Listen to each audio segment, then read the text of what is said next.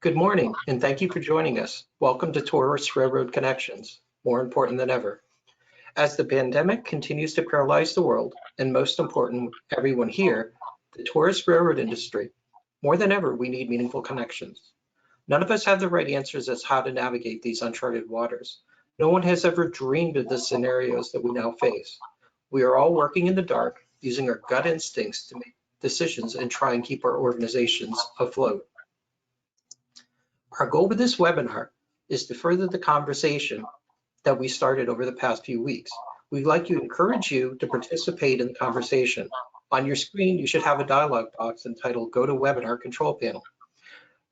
And within that box, you should see two sections. If you look at the bottom section, you should notice a gray bar labeled questions. And just below that, another white box with the words type questions here. Simply type your questions and either hit return or send, and we'll do our best to work your questions or comments into our conversation. We also have put up in that box a link to download the report that we're going to be talking about today. So you can find that document available for download in there. We also have made available recordings of our past webinars. To access them, simply go to www.dynamicticketsolutions.com and click on the webinars link at the top navigation. At this point in time, I'd like to turn this over to my co-host, Josh Miller from the North Shore Scenic Railroad. Hello, thank you very much, Mike, and thanks for everybody for joining us today. I'm Josh Miller here in Duluth, Minnesota, and welcome to Duluth. Right behind me here is the Lake Superior Railroad Museum, and here the way we're structured here is Lake Superior Railroad Museum owns and operates a tourist railroad called the North Shore Scenic Railroad, and that's who I work for, and the manager for the North Shore Scenic Railroad, which operates out of Duluth. No geography lesson needed. We're right at the very tip of the nose of Lake Superior, and we go up the North Shore from there. So that's where I am. And currently our railroad operation, which houses about 100,000 people a year, we are currently closed down and the museum is shut down until July 1st. And that is where we will start with you, the viewer. Mike mentioned that question box there on the right side of your screen probably. And there you can write in questions or comments for us, but one of the things we ask you to do is right off the bat is tell us what your target date for starting your operation is. So when you're thinking that your trains are going to be running again, go ahead and just type that in there. We kind of get a general consensus of where everybody's at. So that gets you going there. We are pretty tight on the 1 hour show, so we want to get a lot of good information here as possible, and make sure that you enjoy the show. We get as much as we can in while we're on, and so we will keep it to that. I invite you to maximize the video screen here on your computer for the show here for the next hour. We have some fantastic panelists that I'm looking forward to here. We'll have Cheryl Marcell, as you can see, she's in the waiting there, the president and CEO of the California State Railroad Museum Foundation. And of course, Sacramento, California, and the California State Railroad Museum, a fantastic museum here in our country. And also with us, we have Stathi Pappas. He's the general manager of the Cumbres and Toltec Scenic Railroad there in Cumbres, and we got New Mexico and Colorado. And I'm looking forward to talking to him, big name here in the tourist railroad industry. We'll get to you guys in just a second, but quickly about our agenda. We're looking at the guidelines from the Heritage Rail Alliance group. Heritage Rail Alliance is an organization for heritage railroads to join. So it's tourist railroad museums, trolley groups, scenic railroads as an association. And they have, of course, a board, and they put together a panel, task force to create a basic set of guidelines that heritage railroads like the here in Duluth could follow in order to make our own policies for COVID-19 reopening. So we're going to talk about that a lot today, and as Mike mentioned, that is available to you there here on this GoToWebinar if you haven't read it already. We also will talk a little bit about reopening procedures as the conversation switches to that, and then of course we'll try to get to some marketing and things like that we can be doing leading up to our openings coming up here in just a few weeks, or potential opening. So I do want to encourage everyone to go back and watch our previous webinars that we have done. That is on dynamicticketsolutions.com there. And Mike mentioned it already, but we already have had 4 episodes of this series. And it's been a lot of fun. I think we've got a lot of really, really good information that's come out. Last week, we talked a lot about food safety with Travis Stevenson from Boone and Scenic Valley in Iowa, and then Alan Camp from the RPCA. We had a great conversation about food safety and how food works into our operations here going forward. Some good stuff that came out of that was we talked about the Serve Safe training programs. A lot of Serve Safe programs, I think, all of them are now free, so it's a great thing to provide to your staffs and like that. Foggers and cleaners, cleaner training, dining plates, dining cars on how you can serve food on a dining car going forward, and then different ways about boarding. So we had a great conversation about that. Go back and watch that, last week's show in our previous episode. I want to get into the meat of it today, and we're going to talk to our guest here on our panel. And I encourage you, the viewer, to go ahead and leave us questions and comments along the way, as many of you already have started to do. We have Cheryl Marcell here, from the President and CEO of the California State Railroad Museum, and then Stathi Pappas from the Cumbres and Toltec. I'd like to welcome you guys both to the show here. We'll start with Stathi. Why don't you tell us a little bit about your background for the few people left in the world who don't know about you, and what you do there at the Cumbres and Toltec. Yeah, thank you very much. Yeah, so I'm the Assistant General Manager at the Cumbres and Toltec Scenic Railroad, and then I also have a couple other positions. As with a lot of railroad museums and tourist railroads, you end up wearing a lot of hats. So I'm also the Operations Manager and Special Projects Director. The Special Projects Department has been a really fun sort of side project. That's where we're doing our restoration work of our 19th century locomotive 168, as well as a complete fleet of 19th century original Denver and Rio Grande wooden passenger cars from the 1870s and 1880s. Obviously, the CNTS is one of the longer heritage railroads in the country. It's 64 miles. We have 7 locomotives in service currently, and a great team of people that make railroading in the Rocky Mountains over Cumbres Pass, which is over 10,000 feet, make that a daily reality during our normal operating seasons. Obviously, this year, things are looking very different with the COVID crisis. We are anticipating opening up to normal operations starting on the 13th of June, as long as nothing changes with the state's recommendations and the vectors of disease with the COVID crisis. But I encourage everybody, when you have a chance, come on out to CNTS land. Greetings from sunny and beautiful Antonito, Colorado. Very nice. Thank you very much for joining us. I do describe the Cumbres and Toltec as a life-changing railroad.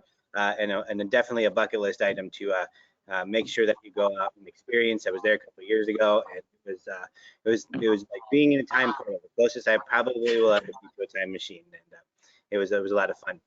All right, going out to California now with Cheryl Marcell here from the California State Railroad Museum Foundation. Welcome to the show, Cheryl, and tell us a little bit about yourself and where you're at here with the California State Railroad Museum. Sure. Well, thanks for having me today. Yeah, we are here in Sacramento, California, the state capital. We are a partner. The foundation is a partner with the California State Railroad Museum and also Railtown 1897 State Historic Park. The way it's structured is the museum and state park are under the auspices of the state of California. As the nonprofit partner, we're in charge of revenue generation, awareness generation, the membership programs, and we are the railroad operators for the Sacramento Southern, as well as the Railtown operation as well. We are currently shut down, as everybody is. The museum and Railtown are closed. I'm hearing that Railtown might open possibly this week, but not train rides just yet. And so I think that a little bit of background too about this effort. Stathi and I are both on the board of the Heritage Rail Alliance, and if you haven't participated with us or looked into any of our resources or come to any of our conferences, we'd love to have the ability to have a conversation with everybody afterwards. So really open that up to any of the folks listening on the line here. If they'd like to have more information about the Alliance, we'd be happy to share that. But I think it was Stathi, about a month ago, we were all on a Zoom call for for Heritage Rail, and we started talking about reopening guidance. And isn't it our obligation and our responsibility to at least provide some parameters, some suggested thoughts, some suggested practices and protocols for the industry, being as though we are the industry association for folks here in the United States and actually in Canada. And so we got together a task force, great representation from trolley museums, from railroad museums, to narrow gauge, to anything across the country that you could imagine, and really spent some time. It was a fairly quick process. We looked at guidance from a number of different sources and came up with sort of this recommended practices. We did take time at the outset, of course, to understand and clearly identify that nothing that we're recommending is going to supersede your local or state or federal laws or guidelines. So we do want to say that from the outset. But again, we all agree that these are just best practices, that things people should consider as they start to reopen and get back to what's our next normal. I don't call it a new normal, I call it a next normal. So happy to have a dialogue this morning. Thank you. Sounds good, and thank you for being here. So you talked a little bit about these guidelines that we have put together, or that you had put together from the Heritage Rail Alliance. And my initial impression when I first took a look at these, I really appreciated how short it was. A lot of the local health organizations and our local governments are putting forth these policies, and they have to do this huge umbrella to make it fit restaurants, bars, stores, everybody. And then we try to find our little niche in there somewhere as a railroad traction. And it's really hard to dissect some of those. And basically, this document is an abbreviated version that is really specific to our industry, which I think is really fantastic. And it helps to give it a good read, but yet still know that there's some openness to it, of course, to adapt it to our own operation. But one of my biggest beliefs, and part of why me and Mike and I started talking about doing this webinar series, is why invent the wheel from the very first time here, as we are sitting here in Duluth, Minnesota. And I think a lot of organizations are very guilty of starting to have those conversations where they are not recreating, they're creating their own wheels at the same time as the same conversation is happening at every business organization across the country, trying to figure out how to open. And what's really great about the guidelines you guys have put together here is it does talk about our industry specific and really fit to us. Stathi, tell me a little bit about the initial way you started looking at these, and then we can start talking about some of the actual content of it. But a little bit in between the lines here, tell us a little bit about these guidelines as that makes sense for everybody. Oh, I think we got you on mute, I think there. We just gotta. Go ahead. Yeah, the conversation started, as Cheryl alluded to, at one of our HRA Zoom board meetings. And Cheryl was bringing up recommendations that were starting to come out of rail events regarding what Polar might look like this year for the institutions that do that. And that sparked a conversation where we all very much were in agreement that this is something we should definitely look into, and try to keep things as policy-based and as science-based as we possibly could. Obviously, there's a lot of emotion surrounding the COVID crisis. There's a lot of political differences as well. Those are not germane to what it takes to necessarily run a tourist railroad or a railroad museum or any of these other institutions that are sort of under the bailiwick of heritage railroading.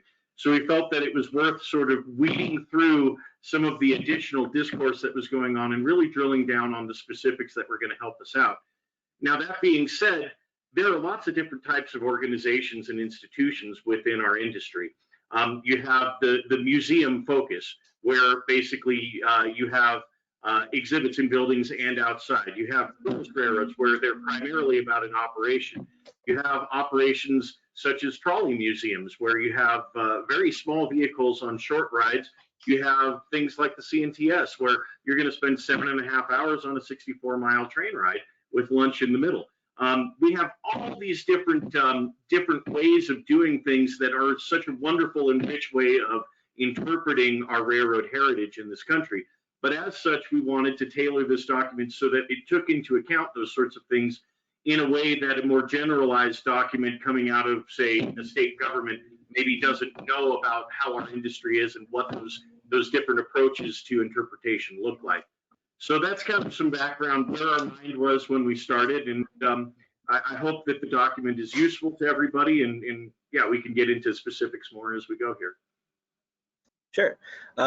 Yeah, no, so taking a look at it, I mean, the document, the first page here kind of starts with a lot of assumptions and sort of disclaimers and things like that. I'm not sure if there's anything you specifically want to say about those, other than it's obviously understandable that you would have to have those on there. Talking a little bit about the behind the scenes and how to start planning for the upcoming seasons.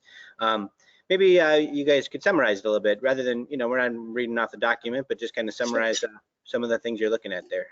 Cheryl? Well, sure. I think that, you know, sort of naturally as it flows, you know, sort of some upfront thoughts, and then kind of diving deeper into it. We didn't really try, to your point, Josh, reinvent the wheel, but the Mayo Clinic had a really good self-assessment tool. So we just wanted to say that that was a resource for people as they were looking to come back and volunteer or come back to work. Here in California, we have 500 volunteers with the museum and another 120 on the railroad. So that's a lot of people to kind of talk to and assess. And so we thought putting a tool in there that people could do that themselves would be important. And just to continue to monitor, I think that all of us are on a little bit of information overload. And you talk about state guidance. Our state has sections for retail and businesses and workspaces and restaurants. And so it's a lot of information coming together. So we just wanted to kind of set that up a little bit ahead of time, some of the background information and really common sense things about, you know, using tools and wiping things down, sanitation stations, masks, gloves, all those things. Really just wanted to kind of capture that in that section. Well, I think that's fantastic too, though. There it says universal recommendations, and I appreciate that, because again, another thing that we can do here by looking at these things, and by we I mean managers of railroad operations like this, or heritage railroad operations, is that I can validate some of the conversations we've had. Yes, I need to have social distancing things set in place, or, you know, I want sanitation stations, should I be worried about that, and so on. And you kind of go through this list and go, check, yes, yep, check, yep, I was right about that, I should order those, yep, check. But then every once in a while you come across something new and you go, oh, I didn't think about that one thing. And that is really what we are here for in the end anyway. Right. I think for us here in Sacramento too, what we decided is taking some of these recommendations and looking at how it would kind of be implemented here. We kind of hit on this sort of staff position as the foundation. We have some staff members that work on the railroad, and calling that person a readiness coordinator. And so that person would be responsible in the beginning of the day to ensure that we have all the PPE that we need, all the sanitation stations are filled, the infrared thermometers are in place to take temperatures of staff or volunteers. Again, such a large operation, we wanted to have one person that was their central role. And I think we talked a little bit ahead of the webinar that all of these things are done with in the vein of safety and making sure you're having a secure and safe environment, but you also have to be able to communicate that to the visitors and your riders on the train. And so that transparency is important, and having a document, taking this document and then adjusting it for your own use is probably something you're going to want to share with all of your visitors. For sure. Actually, I really like that idea, because it's sort of an intimidating thing where, from a management perspective. And again, you know, these webinars are geared towards managers of railroads at some level. So of our 74 viewers we have on here, generally it is mostly all management staff at different levels. But as a manager, it's sort of intimidating thinking about all of the little details of things involved with reopening. And I like your idea of having a point person. Maybe that person is, you know, kind of a senior employee, but somebody who's, you know, kind of one of the standard employees who gets kind of promoted to this manager of, I guess I don't know the title of the position, but you know, the reopener person is the point. Yeah, we're calling it a readiness coordinator, so you're gonna be ready. So I don't know, you can choose whatever word you like. Sure. I like that. So we do have a question from the audience, Yeah. from Alan Wishingrad from the Whippany Railroad Museum. And he's asking, what is the feeling of having a disclaimer so the railroad is not liable if a passenger claims that they were infected by the virus while they were on the property? Sure. Stathi, you want to tackle this one? This is talking about liability. Yeah, absolutely. I mean, that's a major question, obviously this is something that will be ongoing in the courts as this is sorted out. This is an issue that we really haven't as a society charted before when it comes to a pandemic like this. So obviously it will be emergent as to how much liability institutions necessarily bear with all of this, but in terms of being a good manager and managing your risks, that's something that we have been discussing in terms of having a disclaimer on our tickets that that indicate this is what one is agreeing to. And so when you purchase a ticket, basically there's all the normal disclaimer information that you have on that, making sure that we have some language dealing with COVID as well. Now that's for an operations sort of model for heritage railroading, but that could also work for museums as well if you issue a ticket. For somebody coming into a museum institution to view things. And obviously check with your lawyers, make sure that everything that you do is in accordance with what your institution needs it to be, and also local rules, standard caveats apply. But that's something that we're doing as well at CNTS, and I know of several other heritage railroads that are doing that, and that seems to be a reasonable approach to being able to do it. And having it on the ticket is also it gives it more weight of law than just having it posted on the wall or something along those lines. Sure, not just signage, right? Yep. Right. Well, maybe both of you could talk a little bit about how you started to break down different locations within an organization. I noticed there's a couple of pages worth here of where you started to break down how you handle your entryway area to your well, I don't know if it's a parking lot, but museum stores, the restaurant, restrooms, and things like that, and how you started to break down those individual locations and how you can take a look at that. Either of you that may be. Well, I think obviously we're still in the middle of this. I talk a lot about, I used to be in aviation, and on 9/11 we had certainly horrific things happen, but after 3 or 4 days, we had the guidance, we had the roadmap, we had the new rules and regulations going forward, how to operate the airport. We just don't have that right now. So what I think it's incumbent upon us is to identify and really break it down, as you say, Josh, in each particular section. And I'm sort of a marketing person at heart as well. And so I want to get back to some sort of revenue generation normal as quickly as I can, right? Get through the crisis, identify your risk, mitigate the risk, and then move on. And so we're looking at things in our retail store, although it's inside the museum, which again is closed. We are getting approval to open up curbside retail. So again, a little bit of a window so that we can kind of get some additional revenue going. So I think that's what we look at there. And as the museum opens, they'll have their protocols with state parks that we're going to have to kind of blend into what we do from an operational plan. But we have a plan for the office environment, we have a plan for the railroad, we have a plan for the retail, and they have to live together, but it is something that you need to spend time on in each of those sections. For sure. Anything you want to add there, Stathi, about just, individual location planning? Yeah, absolutely. I mean, again, taking sort of a science and policy-based approach to this sort of thing. The way the virus spreads is mostly from contact, from surfaces, etc. And then being in close proximity, you have the spread of droplets. And so in terms of each of the sort of physical spaces in which your employees and your patrons, in those physical spaces that people will inhabit, you need to think deeply about how do we make sure that those modes of transmission are not effective.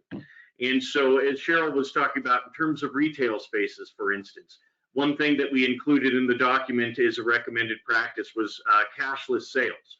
You know, if people are touching money and it's being exchanged, etc., and one person is a carrier of the virus, anybody who comes in contact with that money then is potentially exposed. Now, there are ways to mitigate. Any program that you have has to have two aspects to it. Prevention is the first one. As much as you can prevent things, you want to do it. But as Cheryl alluded to, there's some things that you cannot completely prevent, so then you need a mitigation strategy to make sure that it's effective. And with all of this stuff, this is a statistical numbers game. And if you have enough prevention and enough mitigation, you get down the risk of transmission to a very acceptable level. And so with things such as wearing masks, making sure that you have cashless sales, making sure that you have social distancing built into, say, queue lines, where you have the spaces on the floor where people are more than 6 feet apart, et cetera, et cetera, et cetera. Each one of those layers that you add to this physical landscape and this social landscape is going to up the odds in favor of no transmission, even if somebody is a potential asymptomatic carrier. Thinking in a systemic manner and using the sciences is what we tried to do as best we could in this task force. And obviously, every institution is going to be different, but using what we have as a base model and doing some additional research as to how the virus actually works, I think would be very helpful. Sure, and of course, new information is always coming out. Quickly, you mentioned there cashless. Either of you can tackle this one. Do you think we are approaching the cashless world? Well, I think that it's interesting, but in places like California, there are equity issues around that, and so if just social justice issues about only doing that, so we have to kind of be sensitive to those folks too that don't have access to credit cards or debit cards or things like that. So it is preferred. It certainly is a safer environment. We even talked about on our railroad, usually the conductor comes by and punches a ticket. That's probably not going to happen for a while. So, Sure. I think there's a couple issues there. Right. And obviously there's mitigation for use of cash. There's mitigation that can be done to make sure that it's safe. Having your handlers of money, people manning the cash registers, et cetera, using gloves and changing gloves frequently. That is a big thing. Hand sanitizer, Sure. et cetera. Making sure that they're properly trained and that they're bought in on all of this.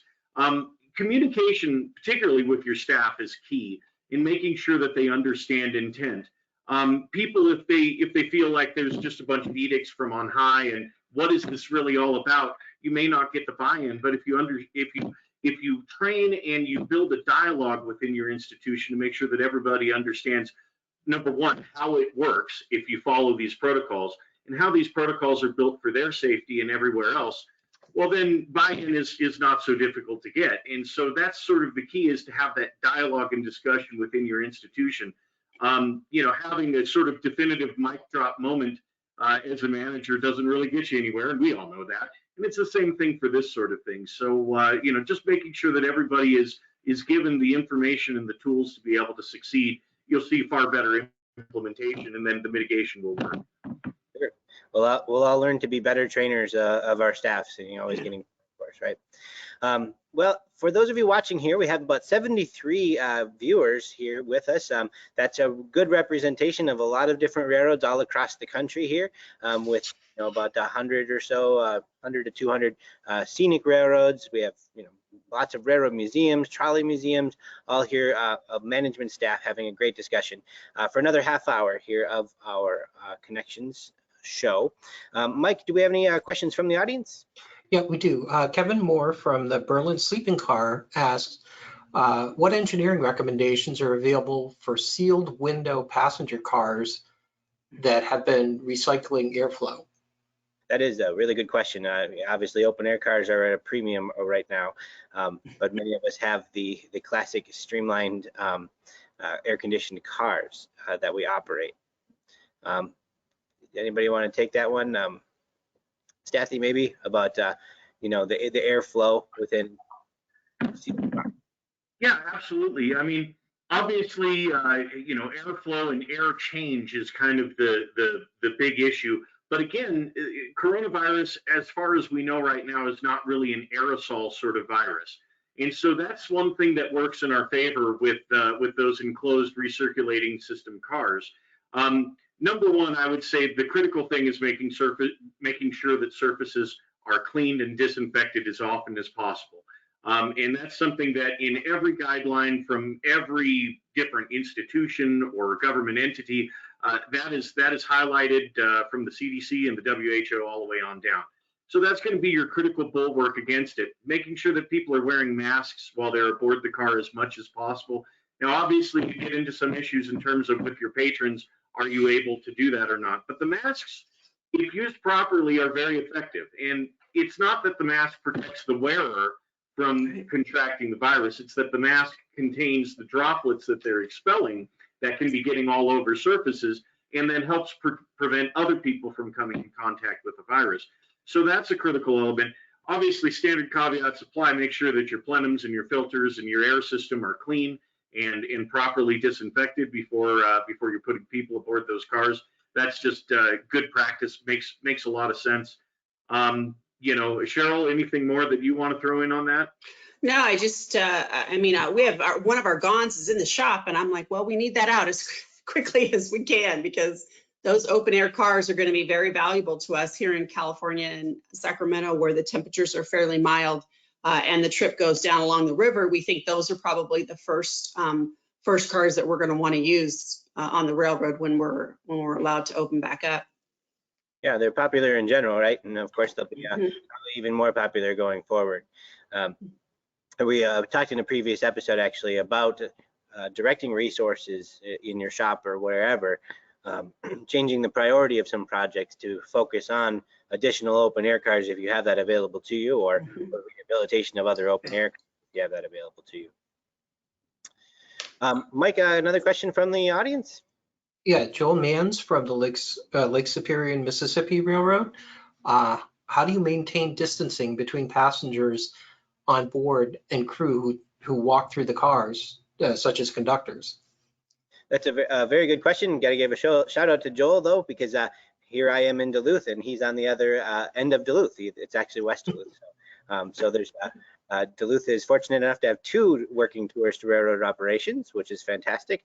And Joel is on the other end of it. So we're talking about the limited space inside of a train car that your staff and crew have to walk through. Generally, I know that at least at the Scenic Railroad, we encourage people to walk around the train. But maybe that changes a little bit as we go forward. How do we aim for close contacts where it's just required? Sometimes those little corridors are a little tight. Well, I think that we've talked about, you know, certainly the capacity of the car. So if you had a car that had 30 capacity, you might want to bring that down to 15.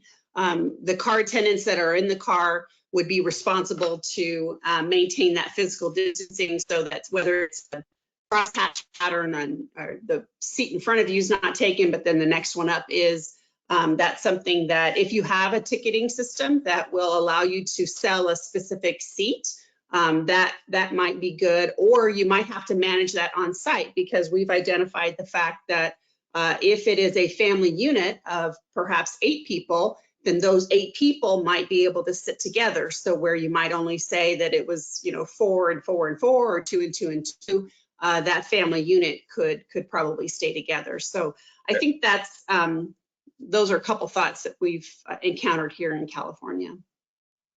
Sure, Stathi?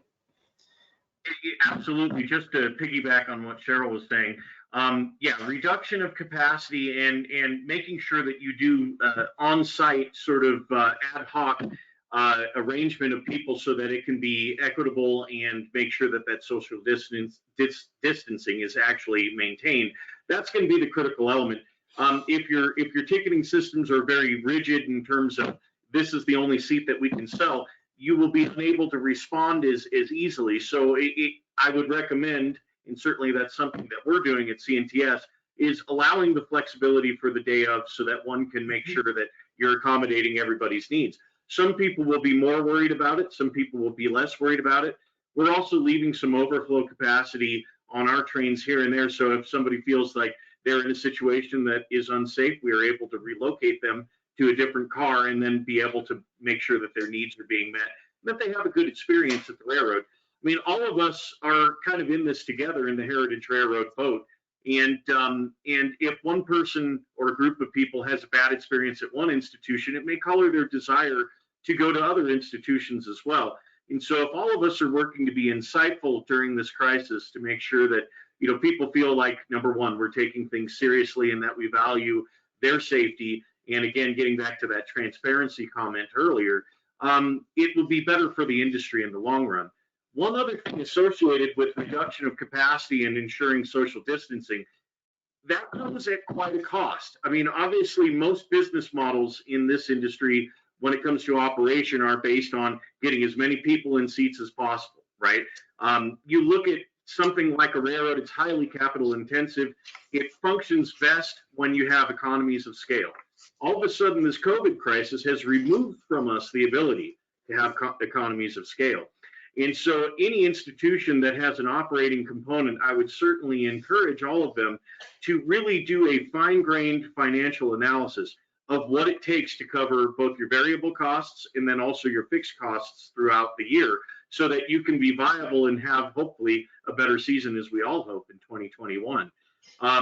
You know, if you're having to reduce your capacity to 25%, but you need 35% occupancy just to pay the variable costs of running your railroad, it may be a better idea to sit this year out, frankly, than to run at a loss. Obviously, every institution has different parameters and different masters. If you are a state-run institution, you may very much have mandates that are beyond just profit, but social enterprise sort of mandates as well.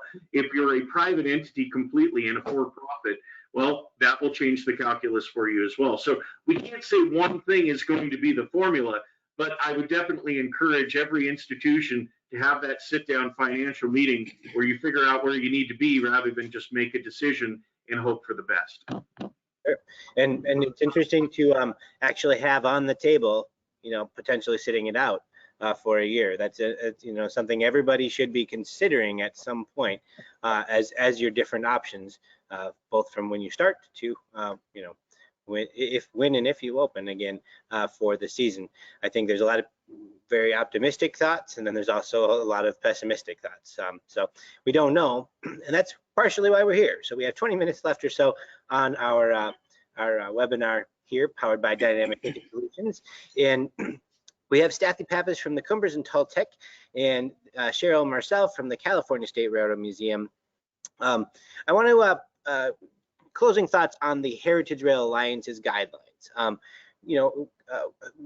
What are some maybe pieces that you didn't get around to, or that you had hoped would have gotten before the final cut was made? And has your committee discussed potentially doing updates along the way as well? Cheryl, you can start.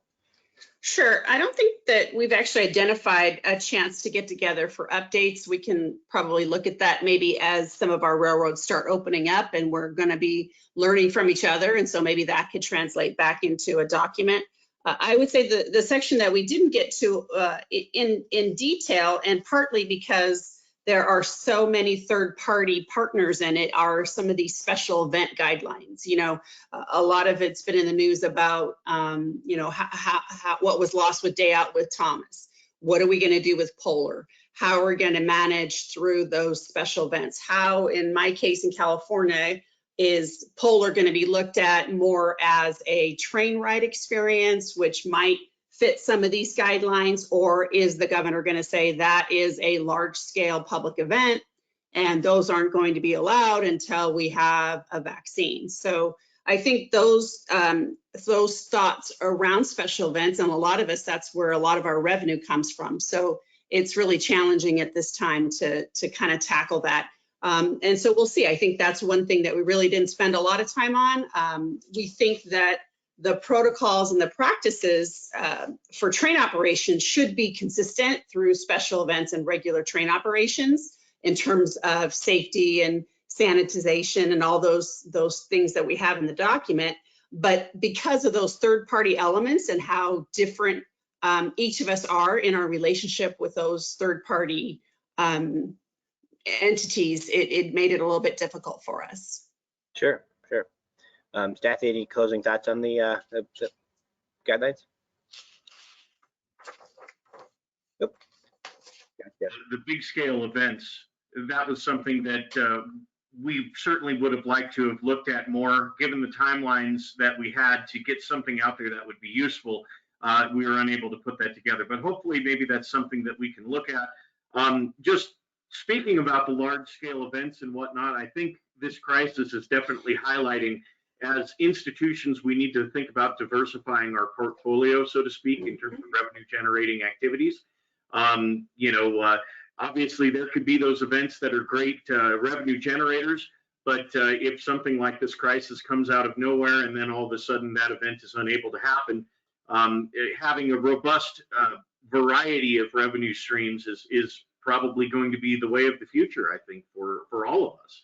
And so that's something that we can talk a little bit more about moving forward, obviously. Another thing that we discussed as part of the task force, but we didn't get too in depth, was in terms of when you have a railroad museum, you have collections care sort of concerns for the artifacts themselves, both large and small.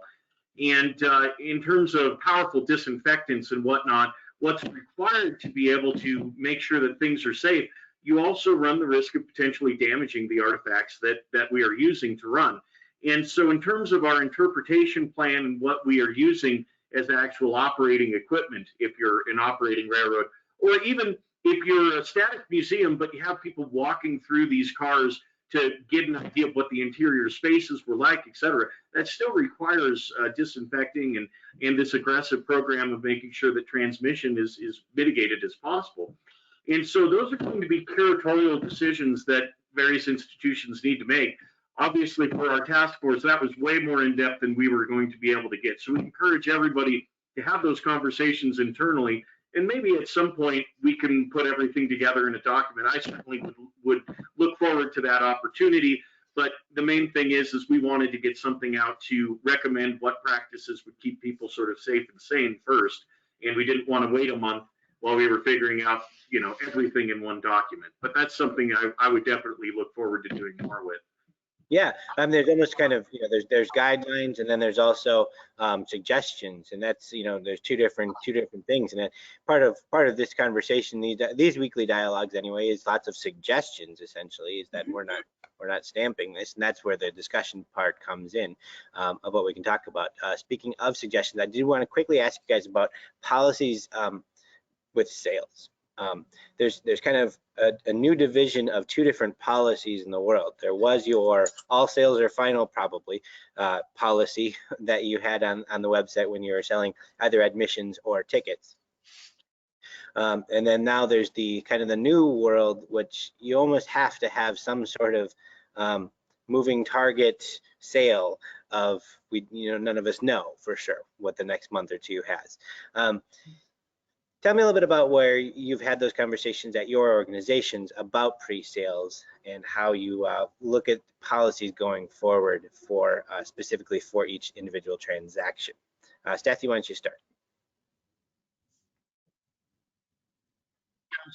In terms of the uncertainty that we have right now regarding COVID, there are still a lot of things that we don't know about how this virus is going to progress or not progress, and what that looks like. And so the public in general is concerned about this, and I would say that most people are probably somewhat unwilling to commit to buying expensive tickets if for some reason things are going to get shut down or they're going to be unable to get a refund because they decide not to make their trip due to safety issues moving forward.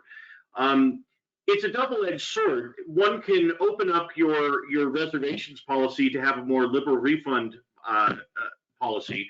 And what that will do is that will help people desire to want to buy tickets, whereas if you have a very final policy, hey, you bought the ticket, you don't come, well, too bad. The problem with those types of policies is then people will probably be less willing to take the chance on buying it because they have no idea what their summer is going to look like. So But the other side of that equation is as I know that we at CNTS, as well as most institutions, you really count on your pre-sales to be your bellwether for what the season is looking like, how you're structuring your operation, staffing levels, et cetera.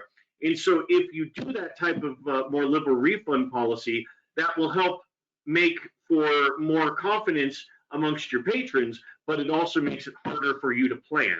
And so every institution will have to figure out what type of risk or what type of uncertainty they're willing to look at. Certainly for us at CNTS, we've experimented with the more liberal refund policy that seems to have been working for us. But again, with so many uncertainties regarding this crisis right now, it's really hard to be able to say that, yeah, in July, something isn't going to change and shut everybody down. So those are the questions that you have. And we're dabbling a little into accrual accounting of how much are you spending of those pre-sales right now today versus how much you can give back. Cheryl, anything you want to add on policy changes for safety?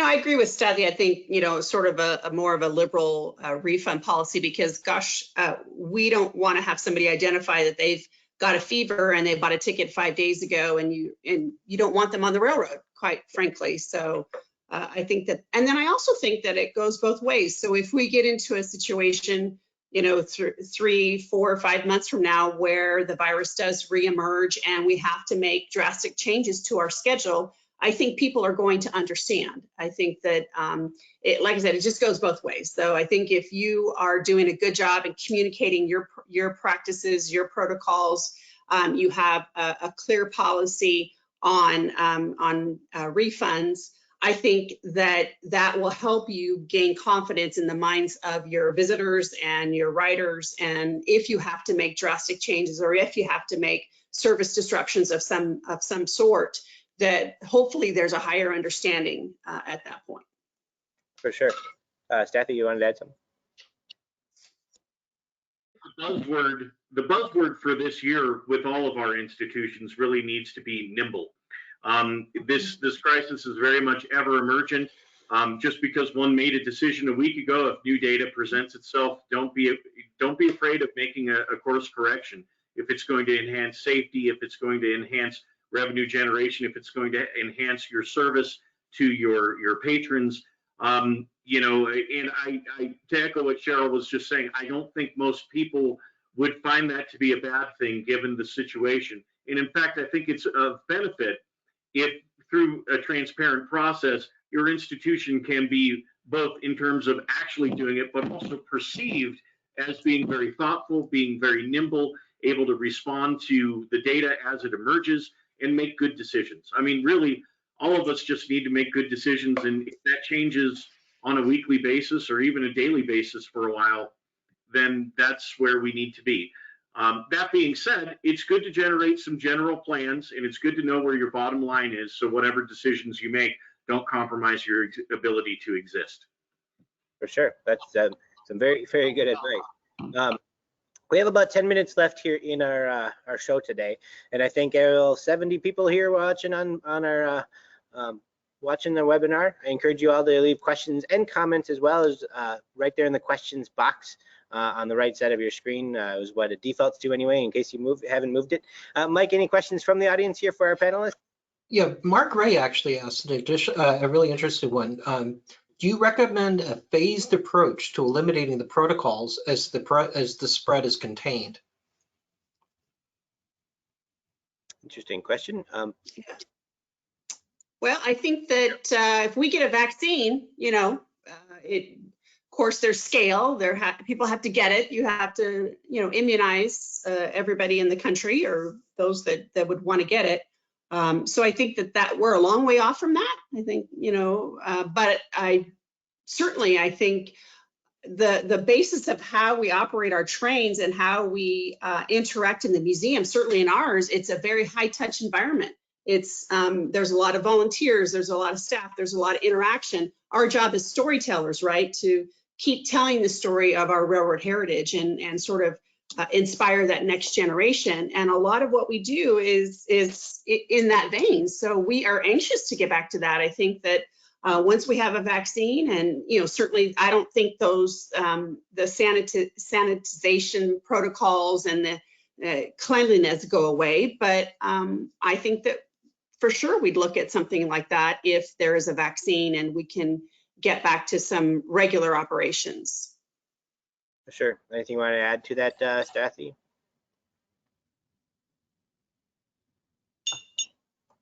In terms of where we're going with all of this, obviously the magic bullet would be a vaccine, and then that would allow us to return to some semblance of what we consider to be normal. Although I would agree with what Cheryl's saying, that one does not want to pull back and go back to exactly the way things were. We know that viruses such as these emerge every few years, and most of the time they're able to be contained. For whatever reason, this time it was not able to be contained. But this is something that in our globalized world will probably be happening more and more. So by having the responses and having the tools to be able to deal with it in the future, that is a benefit to institutions. And the other thing is that regardless of whether there's a vaccine or not a vaccine, at some point we will have to have some degree of operation to fulfill our mandates. There's a reason why we all exist, but we have to be able to do it in a safe and sane manner. And so moving forward, this is just the very beginning of a process. I imagine a future whereby in the next year or so, we're going to all be a lot more sophisticated than we are right now. And I'd like to highlight again that the HRA task force and these recommended practices and everything are really sort of a first step for us as an industry to start thinking. We've made some recommendations, but we are certainly open to our understanding becoming deeper as we understand this virus and indeed, potential pandemic in general. For all of our institutions having, an emergency preparedness plan that includes things such as pandemics, where it seemed inconceivable a year ago that would be something that we would all have. I think that becomes a very critical element for all of us in our risk management, et cetera. We are public institutions, not just because we want to be, but because that is where we do our good. That is where we share this heritage. That is where we get the next generation interested. And without that, we run the risk of basically becoming irrelevant.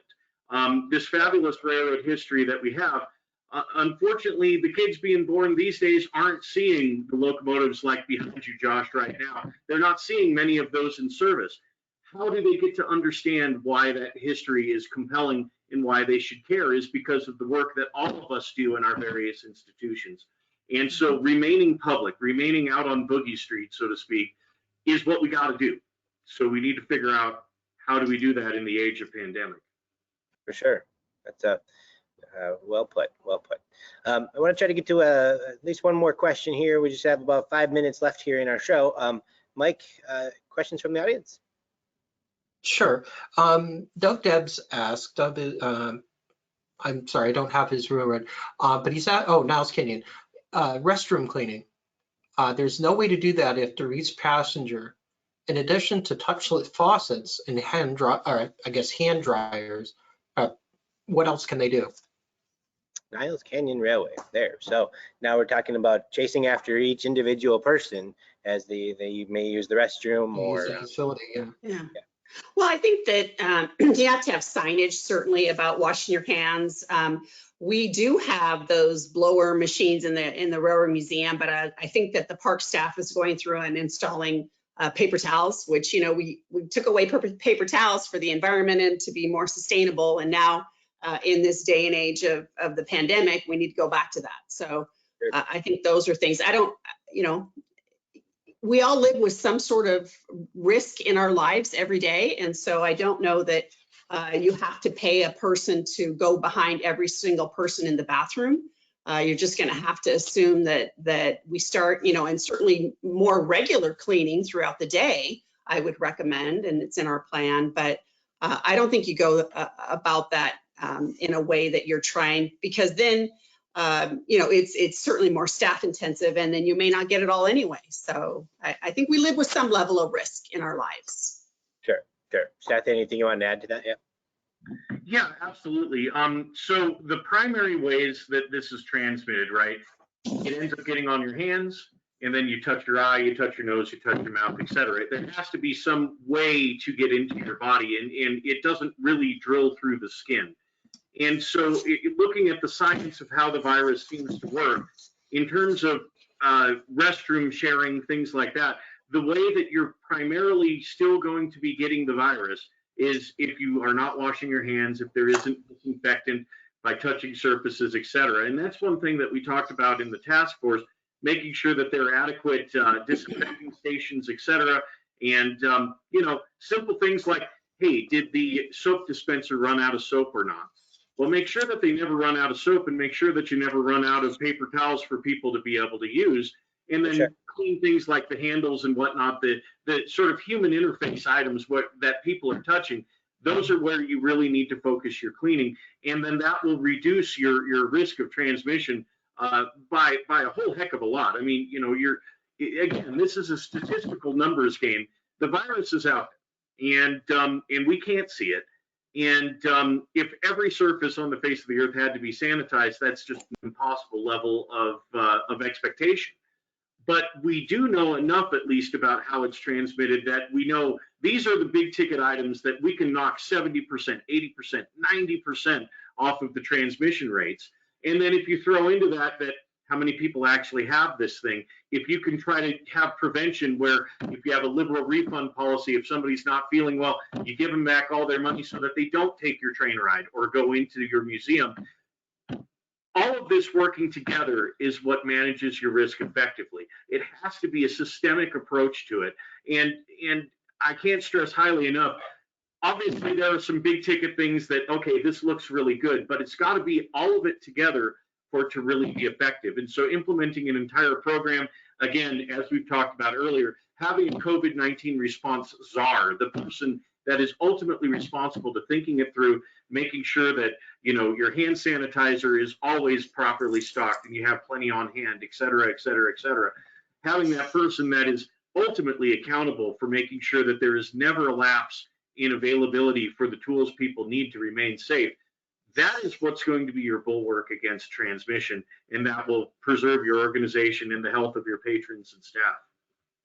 But the other thing I wanted to add to that too is that moving shifts around a little bit too. A lot of us generally have a janitorial staff that works off hours.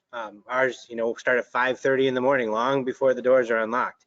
And you know, we're moving that. Why not have them here while people are here? Both from a visual perspective of patrons seeing that we're constantly cleaning things, but also the importance of doing actually that and constantly cleaning things. Unfortunately, we are coming up to the end of our time here. The next TV show is on right after us, so we have a time slot, and we're good to go. But I want to give a chance for some closing announcements, actually, because we don't have a hard end here. Cheryl, a little closing wrap of our conversation here today. Well, no, I just appreciate Michael and everybody's offering this opportunity for us. I think that if I remember correctly, I think it was Winston Churchill that said, "Never waste a good crisis." And I think this is an opportunity for us to kind of look ourselves in the eyes and look ourselves in the mirror and say, how do we retool this business? And some of the things that lasting comment that we're going to do is really get down in the weeds with our local destination marketing organizations, your visitors bureaus. I'm also on California Travel Association, which is people like Disneyland and SeaWorld. And I think Stathi made that point earlier that you know we're all in this together, but we can also learn from all those people too. So we have a task force on operations back to normal. How do we get people back in the district? How do we keep demonstrating that we are a family fun opportunity for people to get out? We used to do marketing that may be statewide or some international things because we get a lot of tourists, international tourists. That's not happening. We are a drive-in destination right now. And how do we get people in this 2 million region of Sacramento back into what we want them to see and what we want them to enjoy? I think we have an opportunity to represent that we are family fun and safe and an opportunity for people to get out and enjoy themselves. And so we're really kind of pivoting our operation to sort of that market, and we hope to be successful. It's going to be a rough year for sure, but looking ourselves in the mirror and really stripping the railroad back to basics and understanding what we need to be sustainable is really something that's important. Sure. Stathi, any closing thoughts? Yeah, absolutely. I'd just like to thank everybody, DTS, HRA, et cetera. Everybody I see through this crisis, and particularly with this webinar series, thank you, Michael, for taking a leadership role in trying to build greater discourse within the greater movement of heritage railroad preservation. This is an opportunity for us to be able to norm and work together and not just sort of be siloed in our own institutions doing our own thing. And although this crisis certainly has a lot of terrible stuff going on, frankly, I mean, let's just be honest, but I see a real benefit that's particularly happening amongst our heritage railroad institutions, that there is greater communication and working together. HRA is taking a leadership role as well, and that's exactly what that organization should be. I just put a plug out there for anybody that is considering maybe joining the Heritage Rail Alliance. Please do so. We are stronger in numbers. We're all doing the same type of thing here. We're all trying to talk about the same wonderful history and heritage and share that with generations, hopefully into perpetuity. And so I see a lot of good coming out of all of this. It's just a matter of we have to get through this. And we have to make the best decisions that we can. And hopefully, once we're through all of this and we're looking back and saying, wow, that was a rough ride, but hey, we're all through it. Let us not lose the opportunity that in the strength and numbers that we are gaining now through platforms such as this webinar series, et cetera, this leadership to be able to get us all together and norming and getting on the same page as to what seems to work for us and what doesn't, I think is absolutely valuable. So I'd just leave it with that. Fantastic, fantastic words. I really appreciate both of you being here today, Stathi and Cheryl. Stathi from the Cumbres and Toltec, and Cheryl from the California State Railroad Museum Foundation. Thank you guys so much for your input today. It's been really great, and I look forward to following up with you going over the next few weeks. And have a wonderful upcoming summer, and I wish you the best. Thank you. Thank you. Yeah, you bet. From Duluth, I want to say thanks for everybody for watching. We've had about 70 some viewers throughout our show here, and these are all different railroads represented throughout the country. Stathi said it best, when we're all better when we can communicate together, and maybe some good will come out of all of this shutdown and the COVID crisis, is that we are talking more and we learn more from each other. So it's really fun to put these together, all powered by Dynamic Ticket Solutions, and that's where I will toss it back over to Mike. Thank you so much. And I'd like to point out too that these wouldn't be possible without this man, Josh Miller, who's just doing an outstanding job. Josh, again, thank you very much. We hope that you found this helpful and would like to encourage your feedback. Our next webinar will be next Thursday at the same time. Besides continuing the conversation today, we welcome panelist Roger Fearing, the president of the Rail Passenger Car Alliance. We'll be getting an invitation out before the end of the week, so please watch your email. Please feel free to share the invitation with people that you think might be able to benefit from our conversation. Let's all stay safe and stay connected. Thank you, everyone.